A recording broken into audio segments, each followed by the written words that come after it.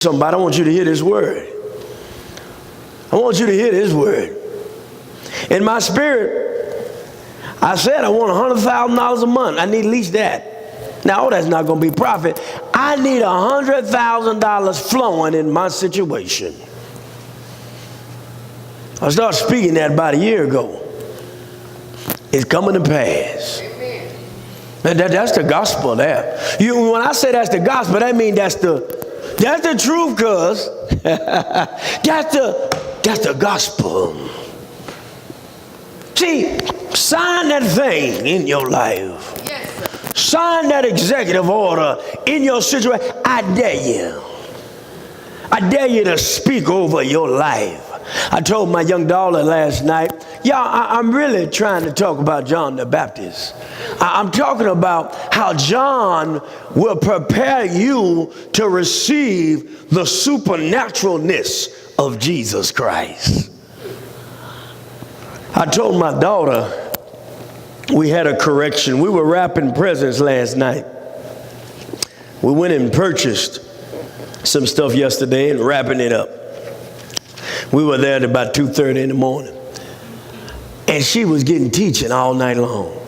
So I know she was tired of her daddy. So we got in the car. And I said, baby, look like you're always in class when you're around your daddy, huh? She said, yep. I said, because you are. My job is to prepare you. My job is to reposition you internally to receive the supernaturalness of God in your life. Amen. Who's your John the Baptist? Your John the Baptist might be your daddy. Your John the Baptist might be your mama. Who is the preparer in your life? Look at here. I've had some John the Baptist called trouble. Y'all better understand what I'm talking about. I've had some called trouble. I preached a sermon it's been about 10 years ago. And I said, somebody in here is headed to a storm. And you don't even know it. There was a young man in there that day, a preacher. He got home, and there was a note on his door from the police department. He said, what in the world has my boy gotten into? They were moving. He called the officer and said, officer, what has my son done? He said, he didn't do anything. I need you to come identify the body. God will prepare you for your storm. He will prepare you for the next assignment he has you to walk through. And sometimes the preparation is a little bit of trouble. I don't know each and everybody's the intimacy of your story. But you can't preach the gospel and not have somebody dealing with some trouble. I want you to know in the midst of trouble, you'll find God. In the midst of your darkest night, you'll find the light of Christ. In the midst of the driest fountain, you'll find some moisture somewhere. I want you to know that God is with you in your trouble, in your condition, in your situation. I have a sister who's very, very ill. In your situation, great pastor friend of mine, very ill. In your cancerous situation, there is an awesome, almighty presence of God ready and able to heal. Yes. See that gospel sound? Yes. I'm decreeing and declaring that thing in my situation. I want you to start speaking over your life. I want you to write some executive orders.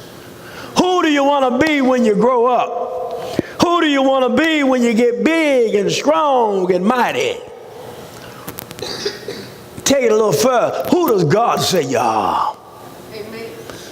What has God decided about your life? See, Jesus, as we stay with our lesson, Jesus was just another name. Jesus was a common name. John bare witness of him, I'm in 15, John chapter 1, and cried, "This was he of whom I spake. He that cometh after me is preferred before me, for he was before me. And of his fullness have all we received, and grace for grace. For the law was given by Moses, but grace and truth," that's the gospel. Y'all better get that thing. Now I got to move on.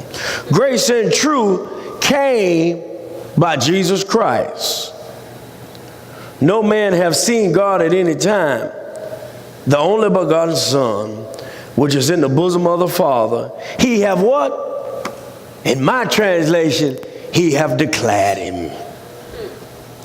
I want you to see this lesson today. I want you to see this gospel today. God will send a preparer in your life so that you can receive the supernaturalness of his mighty power. Amen. I want you to see that thing. I preach about being broke and having money. I talk about that stuff. I talk about that. I preach about being sick and being healed. I talk about that because I believe that Jesus appropriates the power of God in the earth. That's how I get it, through the acceptance of Jesus Christ as my Lord and Savior, and through faith, a supernatural glimpse of the divine. That's what faith is. Through faith and standing on what I see, through the glimpse that I have of the divine, I'm going to wait on the manifestation of the appropriation of God's power in my life through Christ. How do I receive the impossible? How can you go from being a high school student, a first-year college student, to a half a decade later being a multi-billionaire? I don't know. We need to ask Mark Zuckerberg. How do you prepare to be a billionaire? How many years? If I had to qualify, I'd say it take about 25 years to be a billionaire. 25. Some people might say 40. Some people might say a lifetime. When God gets ready to move in your life, I'll tell you what, he gonna move. You know, I grew up in an old Baptist church. When I first started pastoring, I was licensed and ordained in the Baptist church. First church I pastored was Old Country Church. You know, Old Country Baptist Church. And but boy, they sang that song, when the Lord gets ready, you got to move, man. When the Lord get ready, you got to. That's how that song. Oh, Jason, you've been in that old kind of church before. You done heard them say it. When the Lord get ready, you know how they say that thing. You got to move. You know what I'm trying to say. So, but God is getting ready, man. Somebody need to move a hand or something. Yes, sir.